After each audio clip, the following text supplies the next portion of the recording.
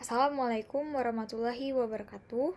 Perkenalkan, nama saya Aulia Mutia Alifani dari kelas Gamma 2022 dengan NIM 04011282227109. Di sini saya akan mengumpulkan tugas saya tentang edukasi singkat tentang kebugaran jasmani melalui Zoom meeting.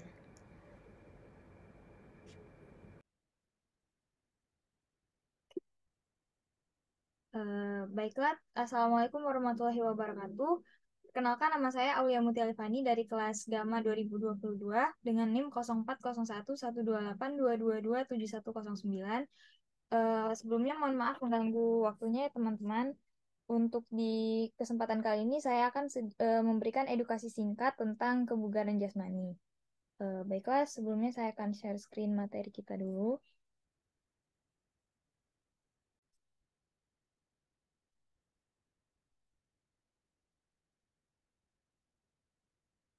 Baiklah teman-teman, apakah sudah terlihat? Baik, sepertinya sudah terlihat ya teman-teman. Baiklah, saya mulai saja. Eh, ini adalah sedikit edukasi singkat tentang kesehatan jasmani dengan dosen pengampu saya yaitu Pak Arwan bin Laito, SPD MKes.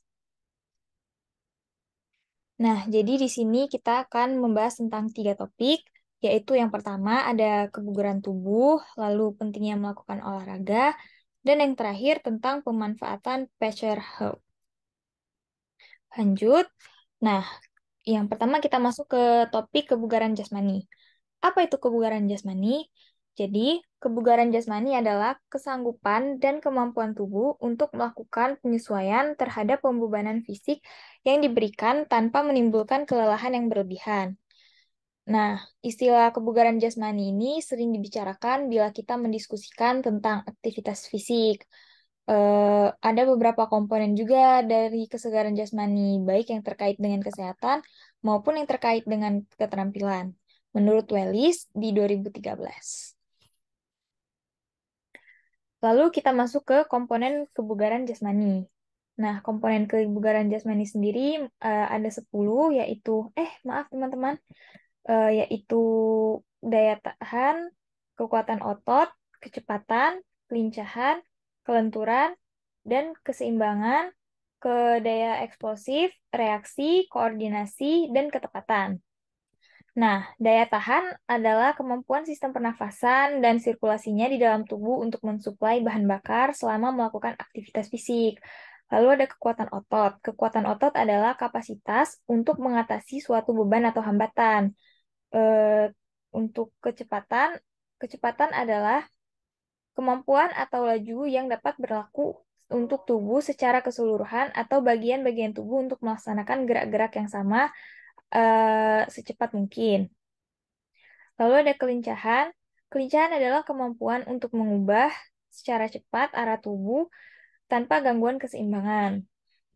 Lalu ada kelenturan. Kelenturan adalah cakupan dari gerakan di sekitar persendian. Lanjutnya ada keseimbangan. Keseimbangan adalah kemampuan mempertahankan sikap tubuh yang tepat pada saat melakukan gerakan. Kemudian ada daya eksplosif, reaksi, koordinasi, dan ketepatan. Nah, lalu ada faktor-faktor yang mempengaruhi kebugaran jasmani remaja, yaitu ada makanan, olahraga, istirahat, umur, genetik, jenis kelamin, dan rokok. Makanan, ya setiap manusia kan memerlukan makan yang cukup untuk dapat mempertahankan hidup secara layak, baik dari segi kualitas maupun kuantitas, yakni memenuhi syarat makan seimbang, cukup energi, dan nutrisi. Untuk istirahat, tubuh kan tersusun atas banyak organ, jaringan, dan sel yang memiliki kemampuan kerja terbatas. Jadi, kelelahan adalah suatu indikator dari keterbatasan fungsi tubuh manusia. Untuk itu, istirahat sangat diperlukan agar tubuh dapat melakukan pemulihan sehingga mampu melakukan kerja dengan nyaman.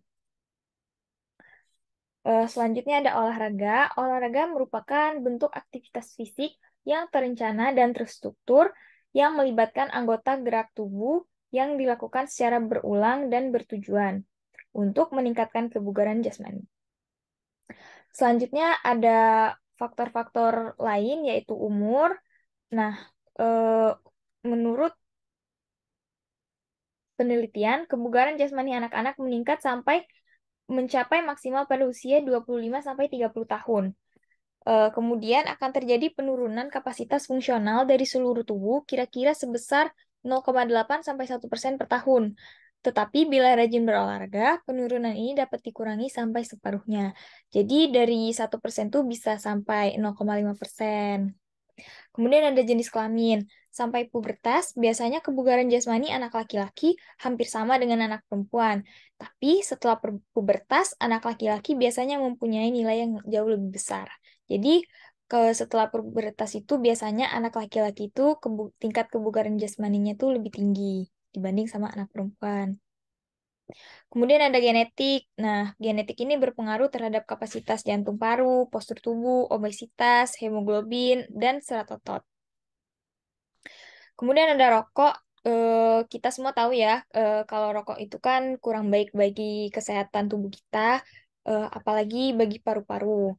Kadar CO yang terhisap akan mengurangi nilai V02 maksimal yang berpengaruh terhadap daya tahan. Ini adalah faktor-faktor yang mempengaruhinya. Baik, kita lanjut ya ke ciri-ciri orang yang memiliki tingkat kebugaran jasmani yang baik. Nah, yang pertama yang jelas memiliki tingkat kesehatan yang baik. Jadi semakin sehat orang tersebut, maka dia akan semakin bugar jasmaninya.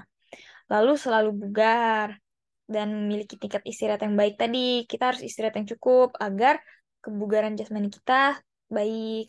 Terus dia tidak mudah lelah dan gesit serta cepat dalam bekerja. Jadi dia kalau misalnya disuruh melakukan sesuatu, dia akan cepat tanggap gitu, teman-teman.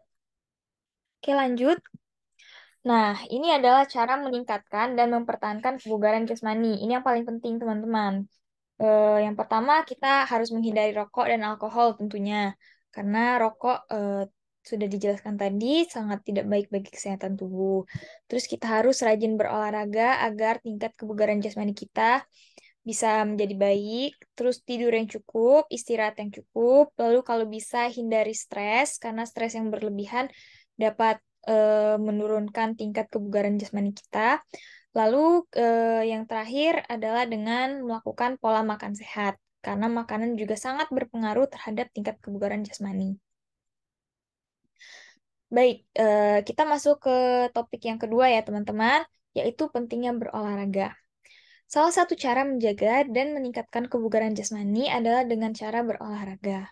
Nah, kenapa olahraga penting? Karena 5M, yaitu olahraga dapat menurunkan tekanan darah, dapat meningkatkan oksigen dalam tubuh, dapat menjaga berat badan tetap ideal, dapat mengurangi stres, dan dapat meningkatkan kadar kolesterol dengan baik.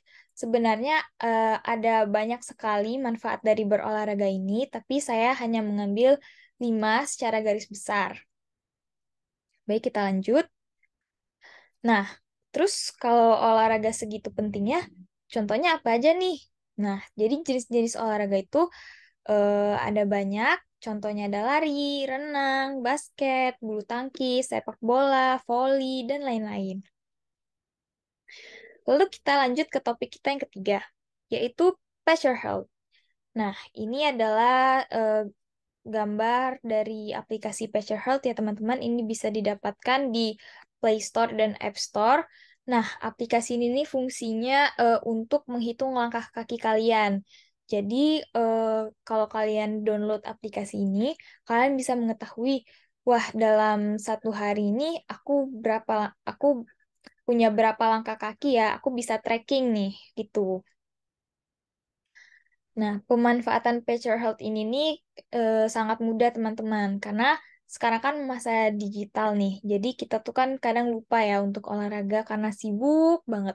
Tapi kan di era sekarang ini kan semuanya tuh serba serba digital, serba handphone, serba gadget gitu ya. Jadi kita tuh bisa olahraga dimanapun, kapanpun dengan gadget tersebut. Jadi kita bisa memanfaatkan aplikasi untuk berolahraga. Nah, cara penggunaan Pleasure Health sendiri ini sangat mudah, teman-teman. Yang pertama, kalian download dulu aplikasi Pleasure Health tersebut di App Store ataupun Play Store. Setelah mendownload, kalian melakukan registrasi dulu seperti biasa, dan kalau setelahnya bisa masuk, kalian pencet settings aplikasi Pager Health. Setelah itu, setelah di setting, nanti itu di settingnya itu ada kira-kira beberapa rangkaian gitu, teman-teman. Nah, setelah itu langsung bisa digunakan.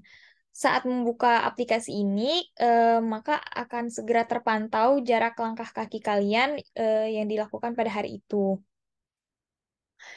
Lalu untuk prinsip pengoperasian aplikasi Pager Health, pedometer. Nah, pedometer ini tuh sama aja dengan Pager Health ya teman-teman, kayak menghitung jarak langkah kaki kalian selama 1 hari. Prinsip pengoperasian aplikasi pedometer didasarkan pada tindakan meteran elektronik, yaitu sensor akselerometer yang terpasang di telepon.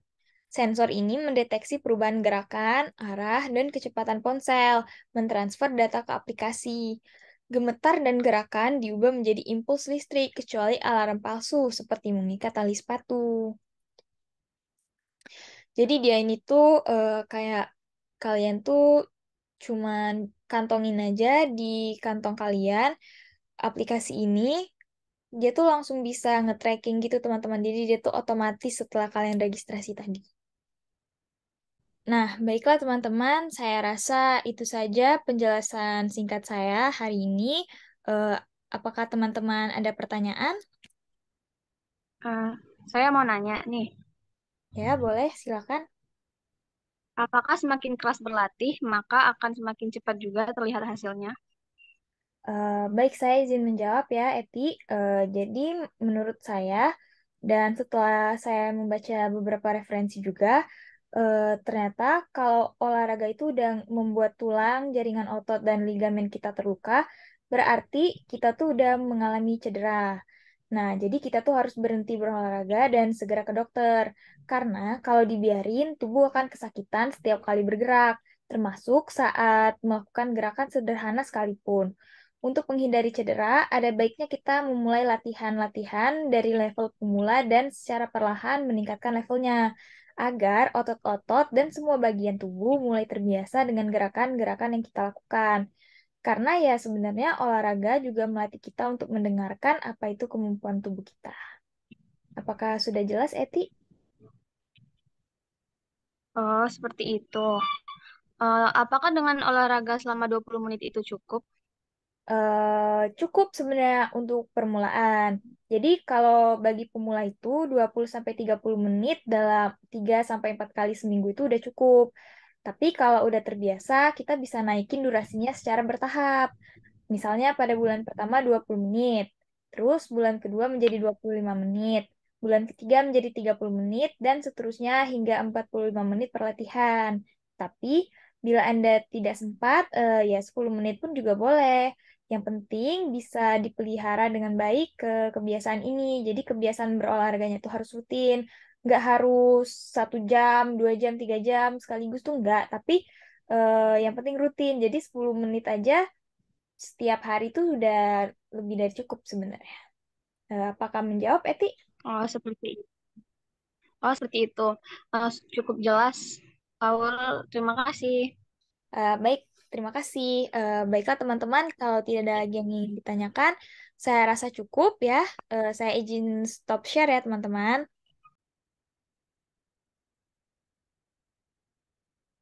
Baiklah, saya rasa cukup ya teman-teman. Baik, itu saja yang dapat saya sampaikan pada hari ini. Terima kasih banyak sudah bergabung di edukasi singkat saya hari ini. Saya akhiri. Wassalamualaikum warahmatullahi wabarakatuh. Waalaikumsalam warahmatullahi wabarakatuh. Baik, terima kasih teman-teman. Baiklah, mungkin itu saja yang dapat saya sampaikan. Lebih kurangnya mohon maaf. Terima kasih. Wassalamualaikum warahmatullahi wabarakatuh.